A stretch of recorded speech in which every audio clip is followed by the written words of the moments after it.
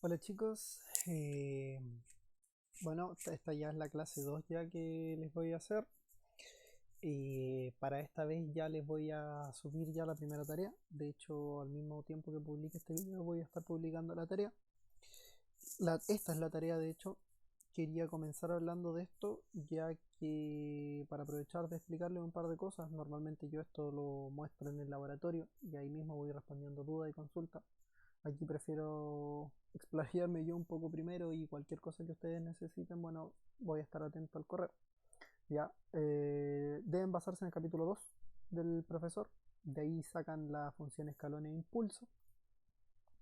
Y luego tienen que crear un programa que llame a la función impulso 3 veces. Ya, tienen que lograr replicar este gráfico. Acerca de cómo llamar a la función impulso, eso ya lo expliqué ya en un video anterior, pero de todas maneras nunca está de más repasarlo una última vez. La función impulso lo que hace es retornar primero la variable y luego la variable x. Entonces ustedes la llaman de la siguiente manera: impulso. Creemos un impulso que por ejemplo esté centrado entre -10 y 10 y hagamos un stem de x, y, corremos el código y ahí está. Ya, esa sería la manera de llamar el impulso. Si se dan cuenta, les pido que llamen al impulso 3 veces, ¿ya?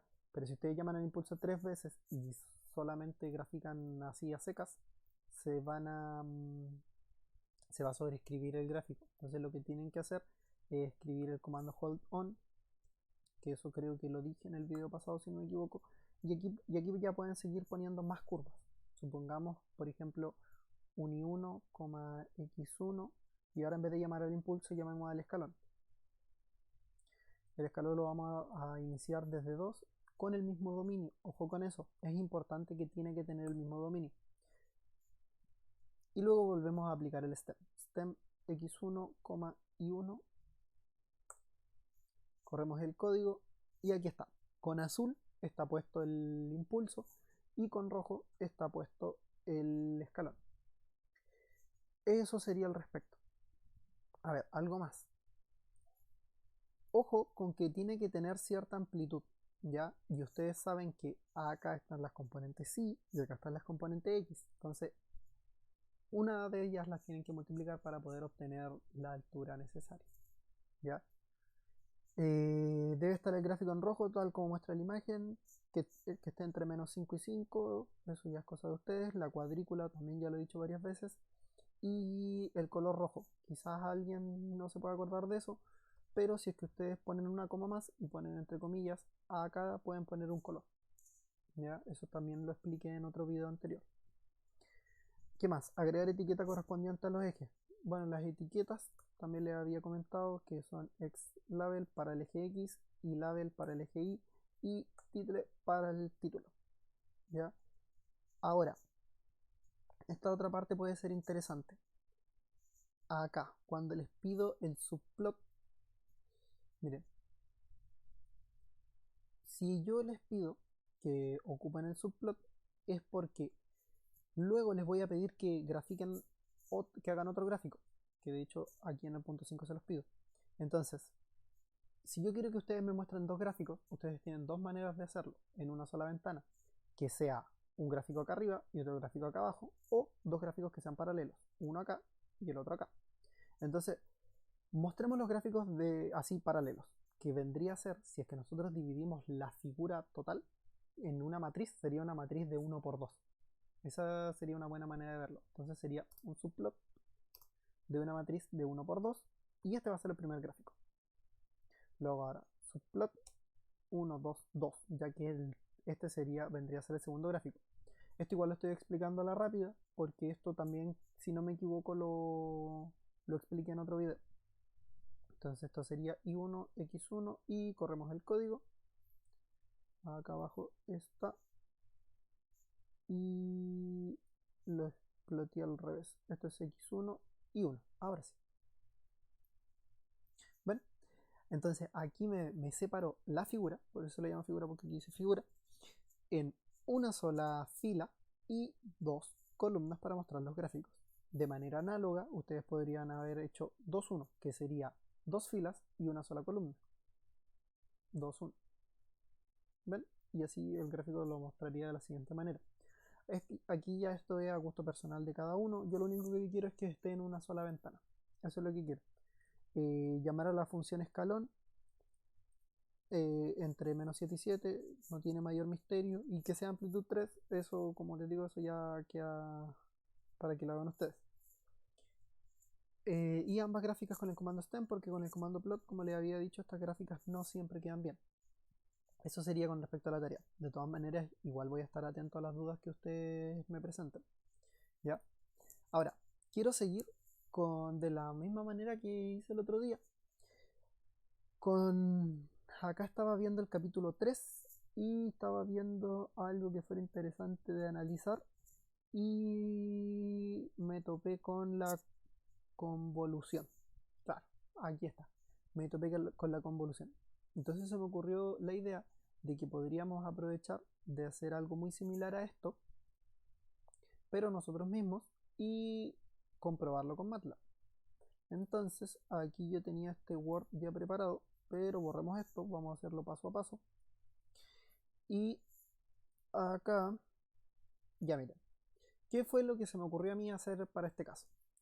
Se me ocurrió tomar una entrada muy similar, pero que no sea exactamente la misma, porque no tendría gracia hacer el mismo ejercicio. Entonces lo que hice fue cambiar los coeficientes. Menos 7, aquí en vez de menos 2 más 1, y en vez de más 1 menos 2. Y en este invertí los coeficientes. ¿Por qué dejé la misma estructura? No dejé la misma estructura porque sea más fácil ni más complicado, sino que porque si el vector n lo acorto, no tendría sentido, sería un ejercicio demasiado corto y no sería tan interesante de analizar. Y si es que alargo a uno de estos dos vectores, el ejercicio quedaría demasiado largo. Entonces, por eso preferí dejarlo con la misma estructura. Es un largo justo, cosa de analizar y que no se vuelva tan engorroso o tan sencillo de ver. Entonces, lo primero que vamos a hacer va a ser, como bien nosotros sabemos, cuando nosotros hacemos una convolución, tenemos que dar vuelta uno de estos dos vectores. ¿Cuál va a ser el que demos vuelta? El que más nos convenga. En este caso el h de n. O sea, h de menos n va a ser igual a nuestro impulso. A nuestro impulso vamos a buscar aquí la letra del impulso. Acá está. Vamos a aprovechar de copiarla. Al impulso en menos n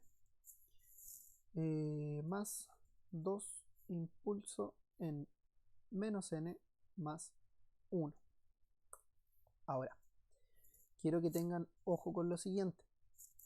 Si ustedes se dan cuenta, el x de n, ¿cuál vendría a ser, y bien entre comillas, llamémosle a esto, su dominio? Su dominio sería el 0, el 1 y el 2. ¿Por qué? Porque esto se va a representar como un impulso en 0, un impulso en 1 y un impulso en 2, con su respectiva magnitud, obviamente. Quiero llamarle bien entre comillas, por favor, ese dominio, porque para el resto de muestras sería 0. Ahora, para el HDN, cuando nosotros realizamos este cambio, ahora miren su dominio en el 0, claramente sigue igual, pero ahora este va a comenzar en el menos 1. ¿Ya? Es importante, entonces, ahora el dominio de esta multiplicación, bien entre comillas, pongámoslo entre comillas, dominio, va a ser igual a menos 1, 0, 1 y 2. ¿Ya? ¿Por qué hago esto? Porque vamos a resolver este ejercicio tanto en MATLAB de manera gráfica como un poquitito en Word, y luego lo vamos a comprobar con este código. Entonces vamos a aprovechar de hacer un poquitito de todo. Ahora, para realizar la multiplicación me voy a ayudar de MATLAB. Y voy a crear un vector de tiempo, llamémosle un vector de tiempo, que va a tener este dominio. Entonces va a ir desde menos 1 hasta 2. Ahora, vamos a crear nuestro vector x. Nuestro vector x va a ser menos 7. Perdón. Recordemos que nuestro dominio va desde menos 1, 0, 1 y 2, que este es nuestro dominio de interés. Estos son los tiempos donde nosotros vamos a multiplicar. Entonces aquí es donde nos interesa a nosotros. ¿Qué pasa en el menos 1 para el x de n? No hay nada. Sería un 0. Luego en el 0, ahora sí tenemos el menos 7. Luego tenemos un 1 y luego tenemos el menos 2. Y ahí terminamos con ese vector. Me falta poner el igual. Ahora, para nuestro vector h, comenzamos en el menos 1, que es el que tenemos acá, con un más 2, solo el 2. Luego en 0 tenemos un 1 y luego no tenemos nada para las siguientes muestras, por lo tanto rellenamos en 0. ¿Ya? Entonces, desde aquí ya incluso podemos multiplicar muy fácilmente y obtener el resultado. ¿Por qué? Porque para n igual a 0, lo único que necesitamos hacer es 0 por 2, más menos 7 por 1, más 1 por 0, más menos 2 por 0. Y esto nos estaría dando entonces menos 7, claramente. Pero también lo podemos ver de manera gráfica, que sería la manera más apropiada de hacerlo, que de hecho es lo que nos recomiendan acá. Es lo que nos recomiendan acá, la manera gráfica, que aquí está. Entonces, aprovechando que tenemos MATLAB, ustedes esto lo tendrían que hacer a mano. Yo me voy a ayudar acá. Vamos a escribir stem t,x. Vamos a aprovechar de repasar un poquitito lo de la tarea. Subplot. Quiero que me muestre los gráficos, uno acá y el otro acá abajito, o sea, sería de manera vertical. Entonces quiero que sean dos filas, una sola columna, y este va a ser el primer gráfico. Y ahora subplot, dos filas, una sola columna, y ahora el gráfico número 2, y este va a ser el t,h. Corremos el código, y por lo menos para mí esto no lo veo muy claramente. Entonces vamos a hacer un pequeño arreglín aquí y vamos a ocupar axis. ¿Qué hace el axis? Lo que hace es ajustarnos la ventana a los límites que nosotros queramos, ¿ya? Entonces, como límites del eje X, no hay mayor engaño. Para límites del eje X es desde menos 1 hasta 2, nada más. Pero ahora, como límites del eje Y, para el X, yo sé que voy a terminar en menos 7. Entonces voy a mostrar desde el menos 8, cosa de poder ver bien esa muestra. Y mi muestra máxima es el 1, entonces lo voy a mostrar hasta el 2. Y así puedo ver mejor las muestras, ¿ya? Ahora voy a hacer exactamente lo mismo para el de abajo. Menos 1, 2, eso no cambia, el eje X no cambia. Y acá tenemos que todas las muestras son positivas. Entonces vamos a comenzar en el eje Y desde el menos 1 para poder ver bien las muestras que son 0. Y vamos a terminar en 3 para poder ver bien la muestra máxima, que sería el 2. Habiendo hecho ese pequeño arreglín, le vamos a poner grid para que se vea más bonito. Grid. Y ahora sí. Entonces, desde aquí ya es un poquitito más claro que tenemos una muestra acá en 0, tenemos la otra muestra en 2, 0 por 2, 0, luego tenemos esta muestra en menos 7 por 1, menos 7, 1 por 0 y 0 por menos 2. Entonces con esto ya estamos listos. Para n igual a 1, entonces vamos a escribir aquí, lo vamos a dejar como comentario, nuestra salida. Bueno, nuestra salida no es la respuesta de la convolución, va a ser un vector donde para n igual 0, ¿sí? Para n igual 0 se llamaría, sería igual a menos 7, ¿ya? Ahora entonces, vamos a seguir. ¿Qué hago yo para mi n igual a 1? Me muevo una casilla, eso es lo que hago. Entonces, gráficamente ustedes tendrían que darse la lata de volver a crear otro gráfico o ustedes mismos ocupar la imaginación y poder moverlo ustedes, pero lo mejor sería que hicieran otro gráfico, obviamente. Yo, como estoy ocupando MATLAB, puedo correr acá el 2, el 1 y esto pongo acá el 0 y listo, ya tengo ya la gráfica, puedo realizar la multiplicación y la suma. Pero obviamente lo que quiero reforzarles es MATLAB, ya que si se dan cuenta esta es una tarea bastante recursiva, entonces tampoco iría al caso estar haciendo esto todo el rato. Ya con esto ya aprovechamos ya de repasar para que vean cómo se resuelve y aprovechamos de hacer lo siguiente. Nosotros ya tenemos la gráfica, ¿cierto? Pero nosotros, ¿qué estamos haciendo realmente? Estamos multiplicando punto a punto cada una de las casillas de estos vectores. Entonces hagamos eso. Digamos que el vector m de multiplicación va a ser x punto por. ¿Por qué punto por? Porque quiero que se multiplique cada casilla. Cada vez que yo quiero que se multiplique casilla a casilla, tengo que ocupar punto por, porque si no esto va a intentar hacer una multiplicación matricial. Punto por h, y luego de crear un vector con cada una de estas sumas, ¿qué quiero yo? Perdón, con cada una de estas multiplicaciones, ¿qué quiero yo? Sumarlas, que es lo que estoy haciendo. Entonces voy a poner la sumatoria de m sin punto y coma, y así esto va a ser capaz de mostrarme el resultado. Y me dio menos 13. Comprobémoslo nosotros de todas maneras con el gráfico, que tenemos 0 por 0, 0, menos 7 por 2 sería menos 14, ahora 1 por 1 sería 1 positivo, entonces tendríamos menos 14 más 1, tendríamos menos 13, y aquí tenemos una multiplicación por 0. Por lo tanto está correcto el resultado. Entonces ya sabemos ya que para para n igual a 1 ya tenemos menos 13. Le puse 13 positivo, es menos 13. Menos 13. Ahora, nos volvemos a mover otra casilla más. Aquí va a ir el 1, aquí va a ir el 2, aquí va a ir el 0. Volvemos a correr este código. Podemos hacer la multiplicación con el gráfico o podemos ver directamente el resultado. 0. Ahora nos volvemos a mover ya una última casilla, porque si es que nos volvemos a mover una casilla más, ya tendríamos una multiplicación netamente por 0. Y la última casilla nos da menos 4. Nuevamente esto se puede comprobar con el gráfico, pero en estos momentos no va al caso. Ya, entonces, ¿cómo podemos comprobar? Cosa de que ustedes puedan ejercitar, crear sus propios ejercicios en su casa si es que quieren, así como a mí ahora que se me acaba de ocurrir, se me ocurrieron esos números.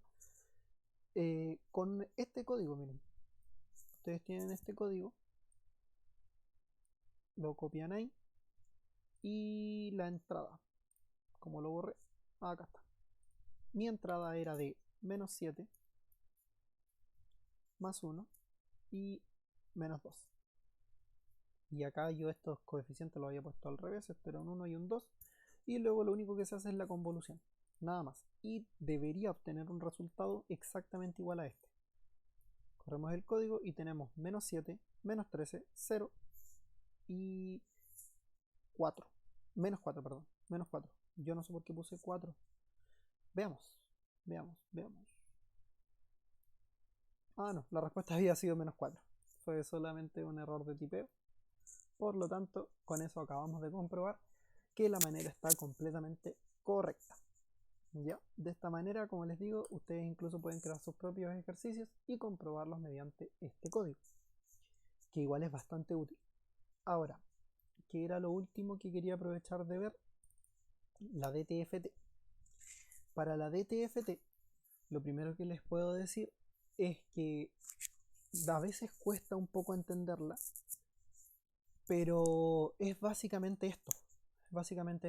Es una ecuación. Recuerden que las ecuaciones lo que hacen es darnos información al respecto de algo.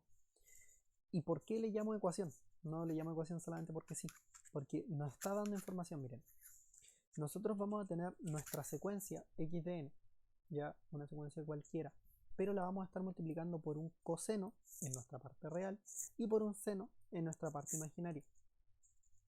Entonces, ¿por qué nos está dando información?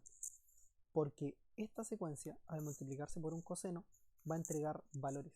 Y si es que esa secuencia es muy parecida a un coseno, va a obtener una magnitud muy grande. Mientras que si es que no es parecida al seno, por ejemplo, va a obtener una magnitud muy pequeña. Entonces, la DTFT, a grandes rasgos, lo que hace es intentar igualar. No, la palabra no es igualar. Es intentar, dice qué tan similar es nuestra secuencia con un coseno o un seno. ¿Ya? De hecho, acá tenemos el código del profesor. Este código, que vamos a analizarlo, vamos a hacer nosotros también nuestro propio código. Vamos a aprovechar de borrar esto. Y bueno, ¿qué es lo que hace él acá? Él tiene una señal de frecuencia de 0.05, entonces fx y fs son las frecuencias de las señales. Este ciclo for para que no se confundan, lo único que hace es analizar en diferentes radianes, o bueno, el primero lo hace en grados, pero va generando cada uno de estos, ¿ya? Entonces nosotros podemos crear un código que simplemente sea capaz de generar uno de estos. No es necesario crear el ciclo for para que sea nuestro código quede más fácil de entender, ¿ya? Entonces, aquí lo que hace es, como les digo, va desde de menos 80 hasta de menos 180 hasta 180, y lo único que hace es luego pasarlo a radianes, ¿ya? Después lo que él va haciendo, como yo le había explicado, que las secuencias senos y cosenos son de la siguiente manera: 2 por pi por su frecuencia por un vector de muestras. Este es el vector de muestra que se tomó el profe, y el desfase que también le había hablado yo. Ya aquí, como pueden ver, en C y en S creo el coseno y el seno, que vendría a ser nada más ni nada menos que el seno y el coseno. Y el xdn es el que está acá. Ojo con esto: al que se le cambia el que se desfasa en la frecuencia es nuestra señal a analizar, o sea, es nuestro xdn, ¿ya? Eso es importante. Luego lo que hace es generar el producto, que el producto también está acá, suma, que vendría a ser la sumatoria, con este comando que recién nomás lo ocupamos, y luego saca la magnitud y el desfase, ¿ya? Entonces vamos a crear nosotros para, por ejemplo, una señal como la que llega a nuestros hogares, que tiene frecuencia 50 Hz. Entonces, para una frecuencia que tiene 50 Hz, nosotros sabemos, llamémosle vector t, simplemente porque me gusta llamarle vector t, 0.00001 hasta 0.002, ¿ya? Ese es el periodo de una señal de 50 Hz. A todo esto, ustedes podrían preguntarse por qué yo me estoy tomando un vector de muestras así, siendo que el profe se tomó un vector de muestras bastante distinto. El profe se tomó un vector de 20 muestras. Eso es porque la frecuencia a la que él está trabajando, al ser de 0.05, 1 sobre 0.05, es 20. Entonces es muy fácil darse cuenta de que la mejor manera de representarlo es de 20 muestras por ciclo. Pero cuando nosotros tenemos 50 Hz, 1 sobre 50 nos da el periodo, y 0.02 no es una buena representación. Entonces, ¿qué es lo que hago? Me tomo un vector de muestras tan grande que sea muy representativo de la señal, ¿ya? Ahora entonces vamos a crear nuestro vector xdn, que va a ser x igual a, hagámoslo nosotros con seno, el seno de 2 por pi por la frecuencia que dijimos que íbamos a ocupar, que era los 50 Hz, por nuestro vector de muestras. Ahora vamos a crear nuestro vector seno y nuestro vector coseno. Empecemos con el seno. Seno de 2 por pi por 50 por t, y el otro va a ser muy similar. Punto y coma. Acá vamos a cambiar, le vamos a poner coseno, le vamos a cambiar la variable a c, y acá este es el que yo digo que va variando por el ciclo for. Entonces nosotros vamos a ponerle un desfase que simplemente cada vez que nosotros queremos cambiarlo lo vamos a hacer manualmente, pero es exactamente lo mismo. Sumémosle pi medios. Ya sabemos que un seno desfasado en pi medios es un coseno, por lo tanto la magnitud debería, bueno, mejor lo dejo eso para después, y ahí vamos a ver algo muy interesante. Sumémosle pi medios, ahora sí. Entonces tenemos la secuencia seno, tenemos la secuencia coseno, tenemos nuestra secuencia analizar. ¿Qué vamos a hacer ahora? ¿Qué sigue según la fórmula? Simplemente la multiplicación, no hay mayor engaño. Entonces vamos a crear la parte real, la vamos a llamar R mayúscula por real, ya que esta es la parte real de la DTFT, que va a ser x punto por, ya que quiero que se multiplique punto a punto, igual que como en el ejercicio anterior que estábamos haciendo.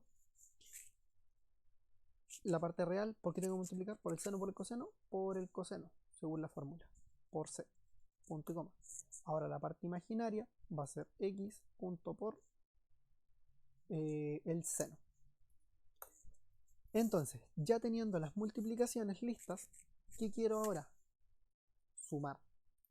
Entonces, Ahora lo que vamos a hacer es sobreescribir en la misma variable, ya que no me interesa que esta variable se guarde, la sumatoria de R y la parte imaginaria, la sumatoria de I. Estos vamos a dejar que me los muestre por pantalla, ¿ya? Por lo que les decía recién de que vamos a ver algo muy interesante. Entonces, ¿qué nos queda ahora? Determinar la magnitud. Para determinar la magnitud, lo único que hacemos es sacar la raíz cuadrada, SQRT, de R al cuadrado. En estos momentos, cuando yo pongo R al cuadrado, ustedes podrían preguntarse, ¿y por qué está poniendo R al cuadrado sin poner R punto elevado al cuadrado si prácticamente todo lo estoy haciendo con punto algo? Bueno, eso se responde ¿por qué? Porque cuando yo realicé la sumatoria, acá, creo que se quedó pegado en el computador, no. Bueno, al realizar la sumatoria, este ya dejó de ser un vector, porque una sumatoria es solamente un valor numérico, no es nada más que eso. Sumó todos sus componentes y las devolvió en un solo valor. ¿Ya? Por eso es que puedo simplemente ocupar el elevado, porque no existen más casillas, hay una sola. Y ahora i elevado al cuadrado, sin punto y coma. Entonces, corremos el código. Me mostró, miren, me mostró mucha, esto ya viene a ser basura, por así decirlo, porque esto no me sirve para el análisis. ¿De dónde viene esto?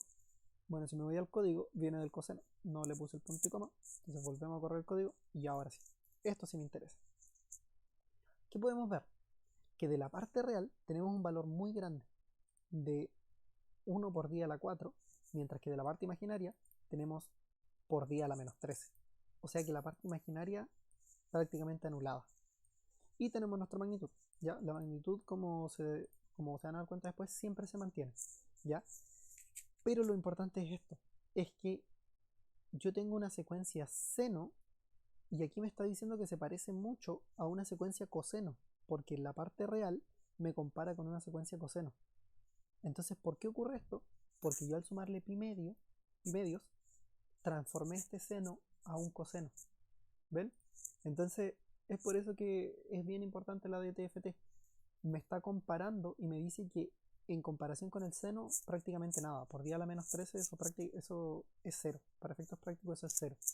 Pero, en cambio, para el coseno, esto tiene una afinidad, podríamos llamarle, máxima. Ahora, sumémosle pi.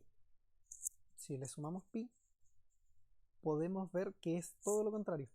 Para la parte real ya es nulo, mientras que para la parte imaginaria, ahora sí es completamente un seno, pero un seno incluso negativo. Entonces nos está dando la información realmente completa. La magnitud, como vemos, se mantiene, prácticamente no varía, y eso es la DTFT.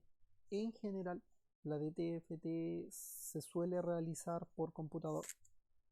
Lo importante es que entiendan mediante ejemplos como este qué es lo que hace, cómo funciona su fórmula y eso con respecto a la DTFT. Espero que haya quedado todo claro y ante cualquier consulta no, recuerden que está mi correo, también el correo del profesor. Bueno chicos, hasta luego.